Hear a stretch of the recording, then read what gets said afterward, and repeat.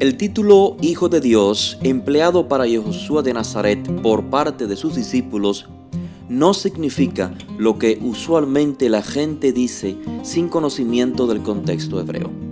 El título Hijo de Dios en la literatura judía, ya sea representado en idioma hebreo, arameo o griego, no representa un concepto foráneo donde los dioses procrean semidioses. No. Hijo de Dios en la literatura judía no significa semidios, Dios encarnado, Dios hecho hombre o similares.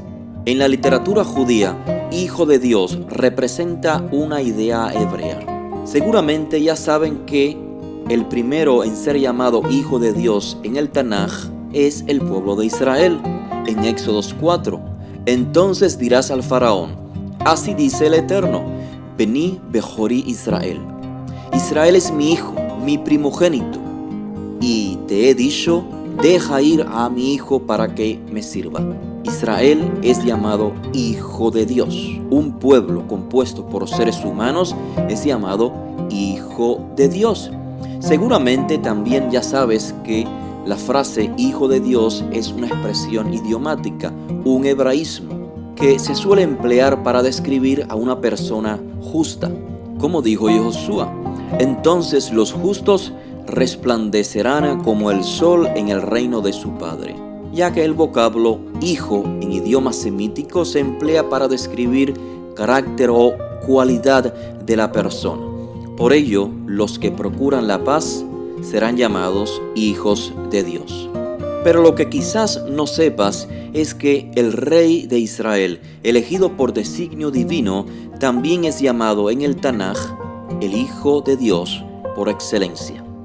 Y de hecho con un lenguaje más explícito, porque Dios es llamado su Padre. Veamos algunos ejemplos.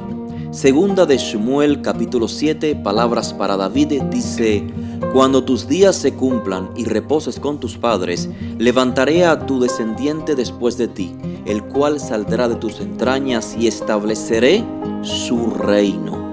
Él edificará casa a mi nombre y yo estableceré el trono de su reino para siempre.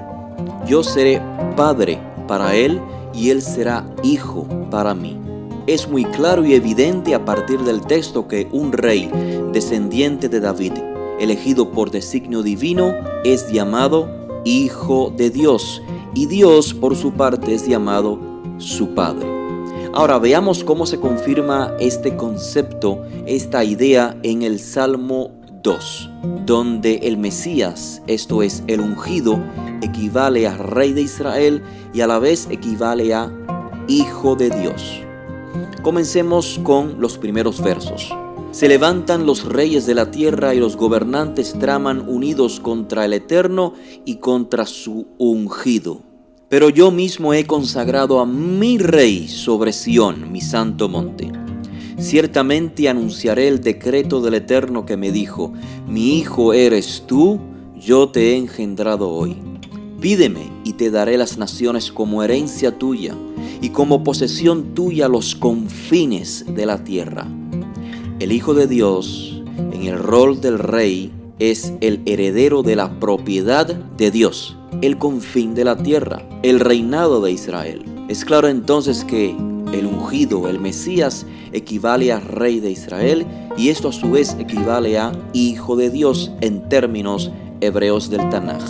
Veamos ahora el Salmo 89, una exaltación al Eterno por la dinastía davídica. Pondré también su mano sobre el mar y su diestra sobre los ríos. Él clamará a mí, mi Padre eres tú, mi Dios y la roca de mi salvación.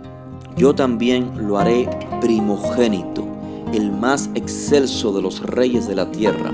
En este contexto claramente se comprenden citas como Primera de Crónicas 28:5, que dice: Y de todos mis hijos, él ha escogido a mi hijo Salomón, para que se siente en el trono del reino del Eterno sobre Israel.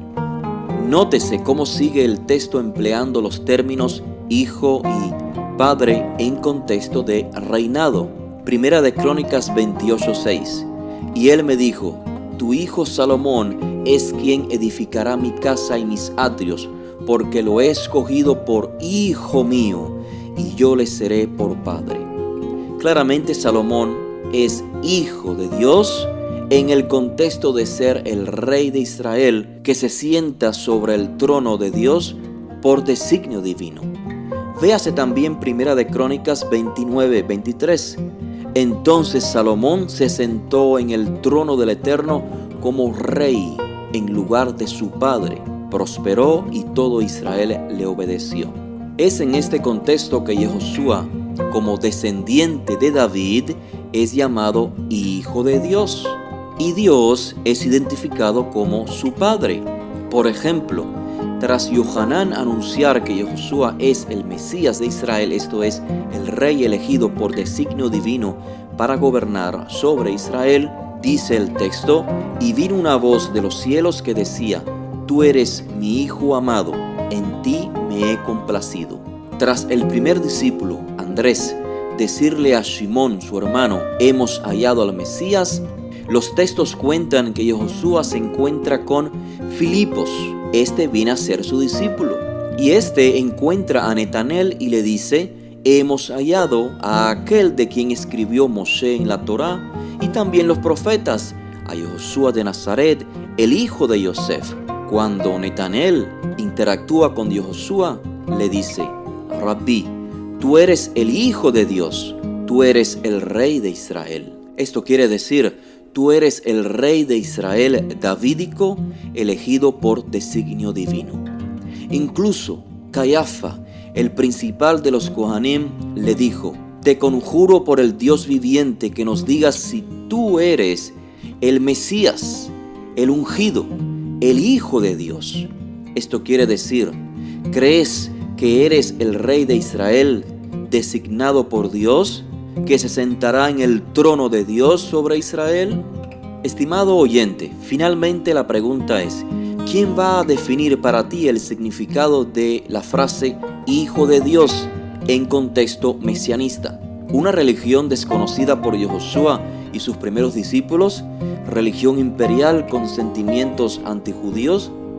¿Otra religión post-templo llamada hoy judaísmo rabínico que se dedicó a marginar a otras expresiones judías que no coincidieran con su cosmovisión? No creo que es lo más correcto. Quien debe definir el significado de Hijo de Dios empleado para Yehoshua de Nazaret por sus discípulos son los textos empleados como fuente de autoridad por los autores que llamaron a Yehoshua Hijo de Dios. Estos textos son los Ketvei HaKodesh. Estos son el Tanaj. Es el Tanaj el que debe identificar el significado de la expresión Hijo de Dios.